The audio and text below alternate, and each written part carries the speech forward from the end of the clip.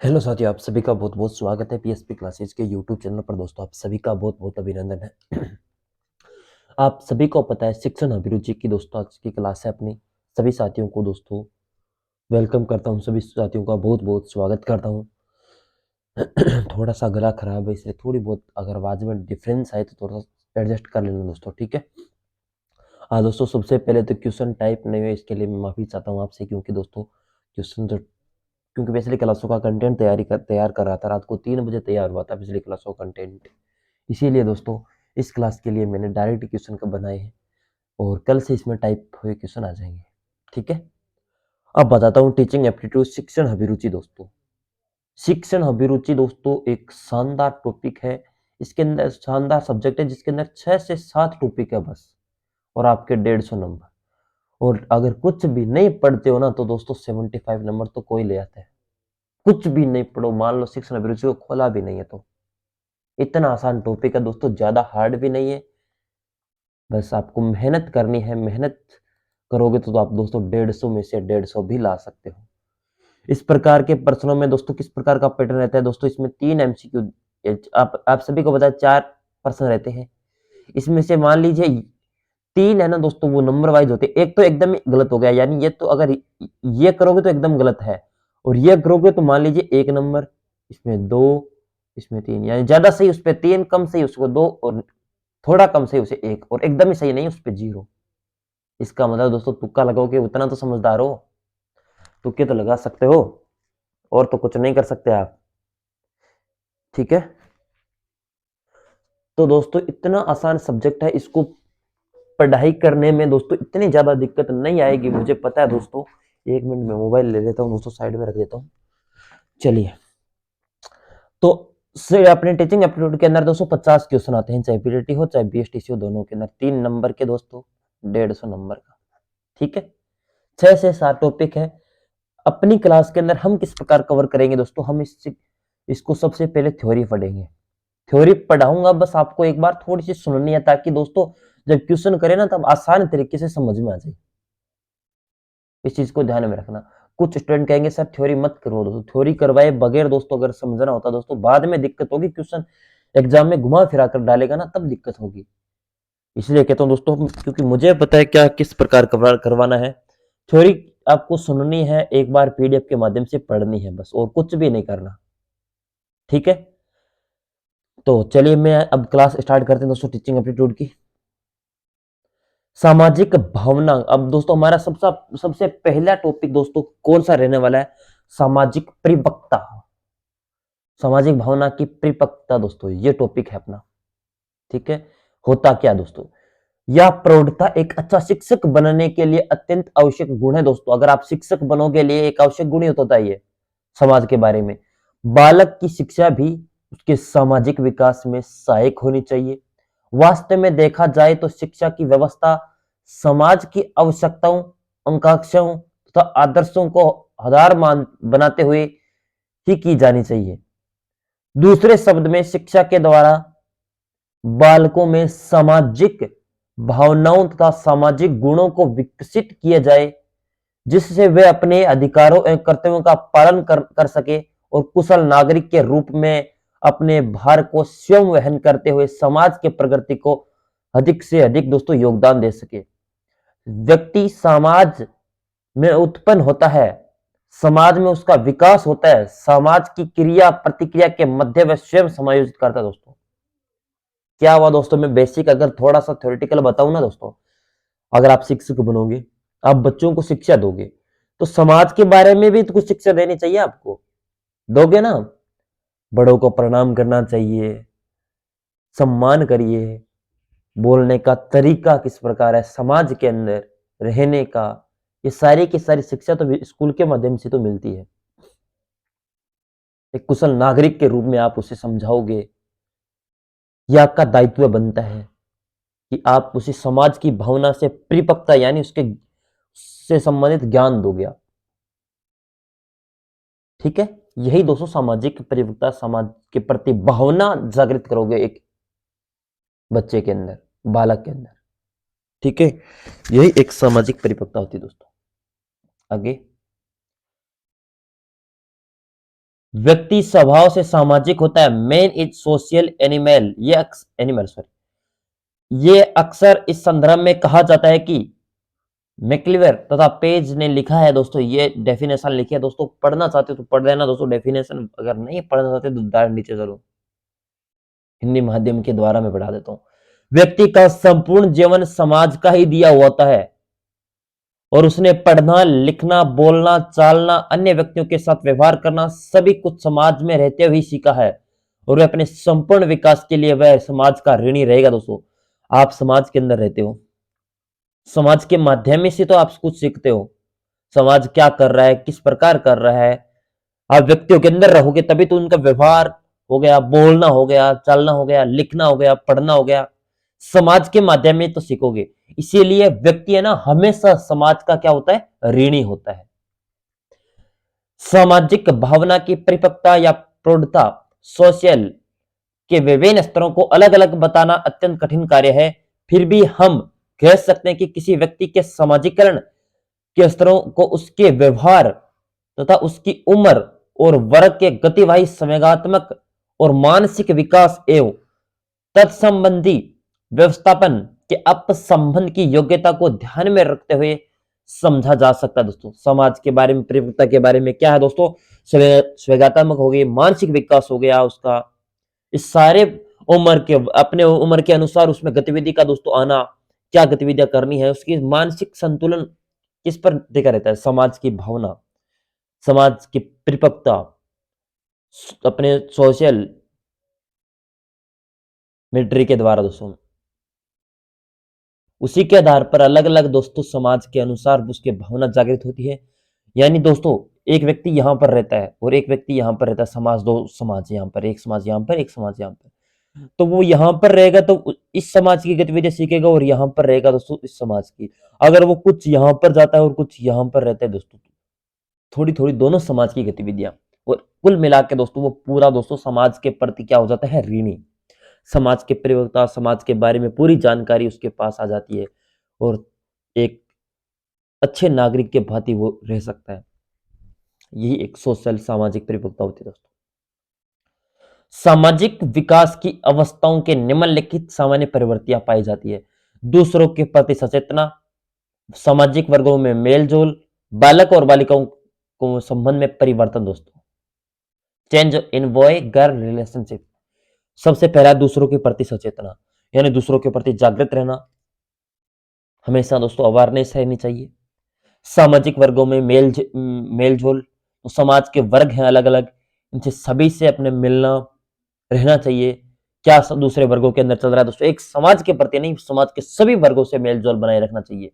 Mixing and social groups, बालक और बालिकाओं के संबंध में परिवर्तन, यानी बालक और बालिकाओं के जो संबंध है क्या है, जो वर्तमान में परिवर्तन होने जो अपने अनुसार है दोस्तों, उन परिवर्तनों के आधार पर ही वो रहना चाहिए दोस्तों। ठीक है, एक मिनट।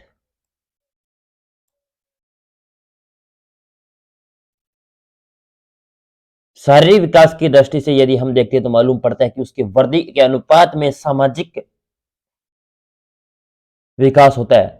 एक बालक जो शारीरिक दृष्टि से हष्ट-पुष्ट है, अल्प विकसित है, तो क्षीण स्वास्थ्य वाले बालक की अपेक्षा वह समाज में शीघ्र व्यवस्थित होगा दोस्तों। ठीक है, मानसिक और सामाजिक विकास का भी आपस में गहरा संबंध है। एक प्रतिभाशाली बालक मंद बुद्धि बालक से शीघ्र प्रौढ़ हो जाता है। अगर दोस्तों कमजोर बालक है दोस्तों और एक प्रतिभाशाली है, उससे तो जल्दी वो समाज की गतिविधियों को सीखेगा। बालक का मानसिक विकास उसे दूसरों के साथ सामंजस्य स्थापित करने, व्यवहार कुशल होने और सामाजिक की भावना वृद्धि में सहायक होता है। उनके समाज सामूहिक कार्यों में भाग लेने की सामूहिक भावना का उद्देश्य शीघ्र होता है। वे दूसरों का नेतृत्व भली भांति कर लेते हैं और अच्छे नेता की सभी योग्यताएं उनमें आ जाती है दोस्तों।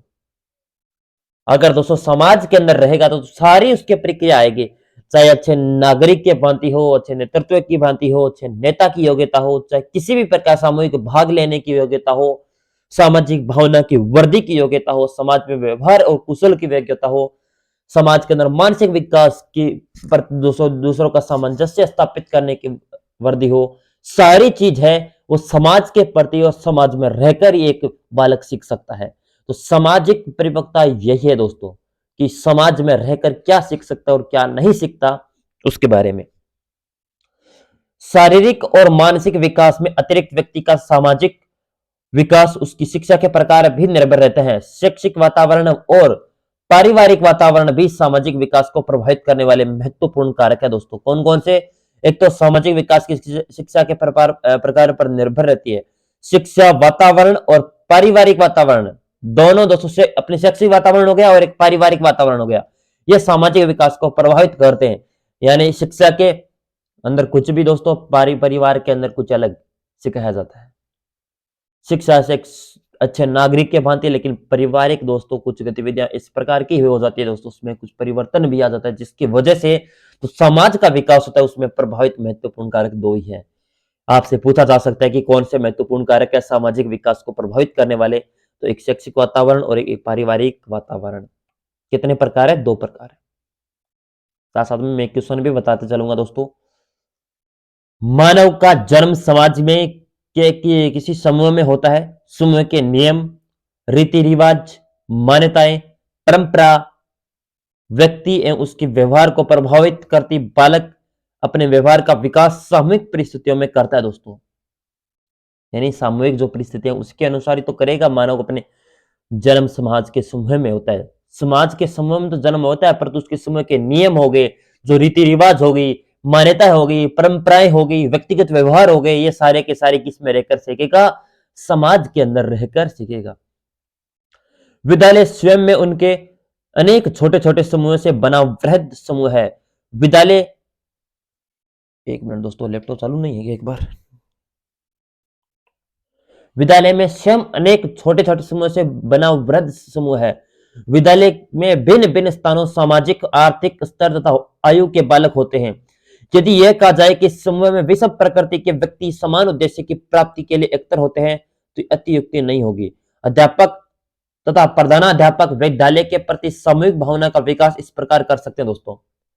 अगर विद्यालय के आप टीचर लगोगे, आप शिक्षक बनोगे, तो एक छोटे छोटे समूह में वृहद समूह होते हैं। विद्यालय के अंदर भिन्न भिन्न स्तर के लोग अपने बच्चे आते हैं, अलग अलग बुद्धि के बच्चे आते हैं।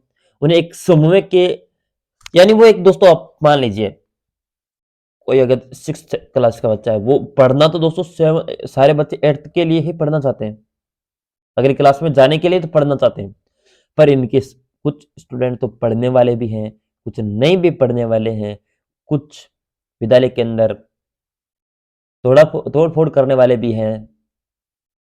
तो आप सभी को दोस्तों मिलाकर ही तो उनको पढ़ाओगे। उनको एक प्रकार से दोस्तों समूह में विषम प्रकृति के सम्मान, यानी विषम प्रकृति दोस्तों, इस शब्द का यही अर्थ है। यानी उसकी प्रकृति विषम होती है पर उद्देश्य समान होता है। यानी 8th के अंदर ही तो जाना चाहते हैं सारे, यही था दोस्तों। और यही एक टीचर का दायित्व बनता है कि विद्यालय के अंदर सामूहिक भावना का विकास करना। किसका दायित्व होता है? अध्यापक और प्रधानाध्यापक का, एक प्रति सामूहिक भावना का। एक हो गया वातावरण, किसके माध्यम से दोस्तों? अब आपसे एक अध्यापक है दोस्तों, वो किस प्रकार इन्हें परिवर्तन करता है? सामूहिक भावना के माध्यम से। एक है वातावरण। वातावरण में है विद्यालय के वातावरण का बालक के मस्तिष्क पर बहुत गहरा प्रभाव पड़ता है। जिन विद्यालयों का भौतिक एवं सामाजिक वातावरण अच्छा होता है, वहां के बालकों को विकास उचित ढंग से होता है। बालक में विद्यालय के प्रति तनाव या आक्रोश नहीं होता। विद्यालयों में धर्म, जाति, अजाति, रंग, लिंग, आर्थिक स्थिति के आधार पर किसी भी प्रकार का दोस्तों भेदभाव नहीं किया जाना चाहिए और सभी बालकों के प्रति सम्मान व्यवहार होना चाहिए। वातावरण का दोस्तों अर्थ यही है। वातावरण के अंदर दोस्तों आप विद्यालय के अंदर जो भौतिक और सामाजिक वातावरण का दोस्तों एक अच्छा उदाहरण है और बालकों को उचित विकास में उचित ढंग से होता है। इसके अंदर दोस्तों आप विद्यालय के अंदर क्या कराओगे? अगर इस प्रकार का दोस्तों प्रभाव पड़ता है तो धर्म संबंध दोस्तों, वो धर्म से का भेदभाव नहीं करेंगे, जाति का भेदभाव नहीं करेंगे, अजाति का भी नहीं करेंगे, रंग का नहीं भी करेंगे, लिंग का भी दोस्तों अपने भेदभाव नहीं करेंगे, आर्थिक स्थिति का भी दोस्तों भेदभाव नहीं करेंगे। ये सारे के सारे भेदभाव दोस्तों वातावरण, यानी विद्यालय के वातावरण है, जिसके अंदर अलग अलग दोस्तों वातावरण के हिसाब से एक अध्यापक का दायित्व बनता है कि वो क्या करवाए, ताकि दोस्तों इन पर अर्थ ये ना असर पड़े, भेदभाव किया जा नहीं कर सके। ये होता है वातावरण दोस्तों। अब क्वेश्चन बन सकता है कि वातावरण से संबंधित भेदभाव नहीं किए जा सकते कौन कौन से? जाति, अजाति, रंग और एक दूसरे का फुट खेल से संबंधित। तो दोस्तों इसका मतलब है कि दोस्तों खेल से, ये तो सारे के सारे दोस्तों वातावरण से संबंधित है। दूसरा है दोस्तों सामूहिक वाता खेल। एक अध्यापक का दोस्तों दायित्व बनता है कि स्कूल के अंदर खेल का आयोजन करे, जिसके माध्यम से भी दोस्तों खेल समूह की भावना का विकास हो। एक इस प्रकार के दोस्तों खेल हो गए, वॉलीबॉल हो गए, फुटबॉल हो गए, खो खो आदि आदि भावना का विकसित हो सके, और इससे भी भेदभाव की समस्या उसको भी समाप्त किया जा सके। और जो पढ़ाई के लिए बच्चे हैं वो भी पढ़ सके, और नहीं पढ़ाई करने वाले दोस्तों वो भी कुछ खेल कूद करके भी अगर पढ़ सके तो पढ़ सकते हैं। एक होता है दोस्तों सांस्कृतिक कार्यक्रम। सांस्कृतिक कार्यक्रम विद्यालय में साहित्य तथा सांस्कृतिक कार्यक्रमों के माध्यम में भी समय की भावना का विकसित किया जा सकता है। स्काउटिंग, व्याख्यान, वाद विवाद, अभिनय, पर्यटन आदि से सामूहिक भावना का विकास हो सकती है। यानी सांस्कृतिक कार्यक्रम जिसके माध्यम से दोस्तों ये भावना को दोस्तों भेदभाव भावना इसे समाप्त किया जा सकता है। स्वाधीनता दोस्तों, चौथा स्वाधीनता। विद्यालयों में बालकों के विकास एवं सामूहिक भावना की अभिव्यक्ति के लिए यह आवश्यक है कि बालकों को कार्य करने की पर्याप्त स्वतंत्रता दी जाए। छात्र परिषद का कार्य संचालन, छात्रावास के नियम आदि बनाने का कार्य छात्रों को ही सौंपना चाहिए। प्रेम, सहयोग, सहानुभूति, प्रजातंत्र के नियमों का पालन आदि से सामूहिक भावना का विकास किया जा सकता है दोस्तों। क्या नहीं, क्या किया जा सकता है दोस्तों? प्रेम, सहयोग हो सकता है, सहानुभूति, प्रजातंत्र के नियमों का पालन दोस्तों, इन सभी की सामूहिक भावना से विकसित किया जा सकता है। अगर विद्यालय के अंदर छात्रों को आप दोगे ना स्वाधीनता, तो स्वाधीनता का यही अर्थ होता है। अगला है दोस्तों सामूहिक आयोजन। विद्यालय में सामूहिक आयोजन किए जाने चाहिए। 26 जनवरी, 2 अक्टूबर, 14 नवंबर आदि आयोजन के राष्ट्रीय महत्व के रूप में मनाया जाता है। 26 जनवरी गणतंत्र दिवस, 2 अक्टूबर दोस्तों क्या है दोस्तों? 2 अक्टूबर गांधी जयंती, 14 नवंबर बालिका दिवस, सॉरी बालिका दिवस थोड़ी है क्या दोस्तों? अरे बता दो दोस्तों, 14 नवंबर को कमेंट करो। आदि आयोजनों को राष्ट्रीय महत्व के रूप में मनाया जाना चाहिए। इससे छात्रों को एक दूसरे के संपर्क में आने का अवसर प्राप्त होता है दोस्तों। इन सभी कार्यक्रम जो अलग अलग कार्यक्रम होते हैं दोस्तों, इसके अंदर सामूहिक कार्यक्रम किए जाने चाहिए, जिससे दोस्तों भेदभाव की प्रक्रिया समाप्त हो सके, छात्रों में रहने की दोस्तों सामूहिक प्रक्रिया हो सके। अध्यापक की भूमिका, अध्यापक को बच्चों को के समक्ष अच्छे आदर्श प्रस्तुत करने चाहिए। छात्रों के व्यक्तिगत कठिनाइयों को हल करने में सहयोग देना चाहिए। इससे छात्रों को एक दूसरे में के संपर्क में आने का अवसर प्राप्त होता है। अध्यापक की एक अहम भूमिका होती है कि वो बच्चों को दोस्तों अच्छी शिक्षा दे, अच्छे गुण दे और अच्छी बातें बताए, जिससे दोस्तों कठिनाइयों से उसके कोई कठिनाई है बच्चों को दोस्तों वो कठिनाई का समाधान देना चाहिए एक टीचर को, और इससे छात्रों को एक दूसरे में संपर्क आने का अवसर भी प्राप्त होता है दोस्तों। आगे है दोस्तों योग्यता। अध्यापक को इस बात का ध्यान होना आवश्यक रखना चाहिए कि छात्रों को कोई भी समस्या दी जाए वह उनकी शारीरिक क्षमता, मानसिक योग्यता के अनुसार हो। इस प्रकार का छात्र समस्या समाधान को रुचि लेंगे और कार्य को विकसित विकास में सहायता मिलेगी, जिससे विद्यालय के प्रति सद्भावना रखेंगे दोस्तों। आप दोस्तों एक तो दोस्तों 3rd क्लास का स्टूडेंट है, और एक 5th क्लास का स्टूडेंट है, और 8th क्लास का स्टूडेंट है। इनको सभी को तो अलग अलग प्रकार से तो कार्य दोगे। अगर कोई कार्य आपको देना है, अगर कोई छात्रों को बताई जाती है, समस्या दी जाए दोस्तों, तो इनके लेवल के हिसाब से वो दोगे, इनके लेवल के हिसाब से, और इनके अलग अलग लेवल होना चाहिए। ऐसा नहीं कि 8th क्लास को दे रहे हो वही समस्या इनको दे रहे हो, तो वो कैसे कर लेंगे? और इनके हिसाब से, इनके लेवल के हिसाब से दोगे, कोई समस्या बताओगे और उसका समाधान उससे पूछोगे, तो वो जरूर बताएंगे दोस्तों। वो रुचि भी इस प्रकार के समस्या के समाधान के अंदर क्या रुचि भी उत्पन्न होगी विद्यार्थी की, बालकों की। विद्यालय और समाज के संबंध में उपयुक्त विवेचना से स्पष्ट हो जाता है कि सफल अध्यापन के लिए यह आवश्यक है कि अध्यापन को अपने समस्त क्रियाकलापों को इस प्रकार व्यवस्थित करना चाहिए कि वह अपने छात्रों को समाज को एक जिम्मेदार, सक्रिय तथा लाभदायक सदस्य बना सके। उसे स्वयं भी इन गुणों से युक्त व्यक्ति के रूप में अपने आप को प्रस्तुत करना चाहिए। आवश्यक है दोस्तों, एक अध्यापक का समस्त क्रियाकलापों को व्यवस्थित रूप से प्रस्तुत करना चाहिए। वह अपने समाज का एक जिम्मेदार व्यक्ति को छात्रों को एक समाज का एक जिम्मेदार व्यक्ति मानना चाहिए, सक्रिय तथा लाभदायक का सदस्य बना सके। इन सभी गुणों को दोस्तों उसके अंदर प्रयुक्त करना चाहिए। सामाजिक भावना की परिपक्वता प्रौढ़ता संबंधित पर्सनों के विकल्प में श्रेष्ठ विकल्प कौन सा है दोस्तों, ये समझने के लिए आपको आपका एक पूर्ण परिपक्व सामाजिक गुणों की व्यक्ति माननी चाहिए। फिर भी ये निश्चित कीजिए कि आप व्यवहार परिस्थितियों में क्या होगा। सामाजिक रूप से प्रौढ़ता परिपक्वता जिन व्यक्तियों में है उन अगर लिखित विशेषता पाई जाती है दोस्तों, अगर समाज के अंदर दोस्तों एक था दोस्तों उच्च स्तर सामाजिक व्यवहार, सामाजिक हित का अधिक महत्व है, निष्पक्षता और गंभीरता, ये दोस्तों एक समाज में रहने के दोस्तों अलग अलग उद्देश्य हैं, अलग अलग प्रकार हैं। इस प्रकार के दोस्तों आपको महत्व देना चाहिए, निष्पक्षता हो, गंभीरता हो, किसी मामले को सामाजिक हित में अधिक महत्व देना चाहिए, उच्च स्तर के सामाजिक व्यवहार करने चाहिए दोस्तों आपको। एक अच्छे एक अच्छे अध्यापक का समाज के प्रति सकारात्मक दृष्टिकोण होना चाहिए। समाज के प्रति सकारात्मक दृष्टिकोण प्रकट करने में कतिपय कथन निम्नलिखित है। स्कूल में समुदाय की समस्याओं का समाधान करना चाहिए। समुदाय मेलों तथा उत्सव में सम्मिलित होना चाहिए। स्कूल के समुदाय के निकट ले जाने का एक उपाय है, ये शिक्षा समाज के हित में ही है दोस्तों।